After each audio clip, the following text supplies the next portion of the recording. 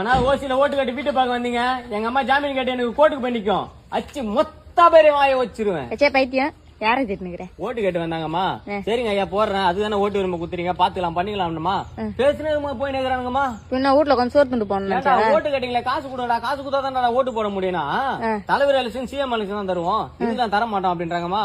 ஓசில ஓட்டு போடுறானா பைத்தியக்காரனா சொல்லு. ஐயோ நாளைக்கு அந்த ஊர் என்ன காரி துப்பாது, நாளைக்கு புள்ள எழுதி வந்து கொதிக்காது. சமுதாயத்தை வளர்த்து வச்சுக்கிறேன். கட்சி மீட்டிங் போறேன், அங்க போறேன் எங்க போறேன்னு சொல்லின்னு 200 குத்தாங்க, 300 குத்தாங்க, புது போட குத்தாங்க, வாட்டிக்கு மினிக்கு திரியிறாளுங்கம்மா. ஓசில ஓட்டு போட்டு நாமே அதுக்கு இவனுக்கு போடணும். சும்மா கந்துரு போகுது ஓட்டுல.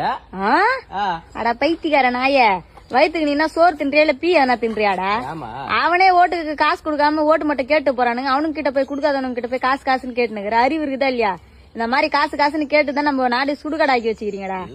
நாட்டோட பாரம்பரியத்தை பார்த்து சொல்றிய.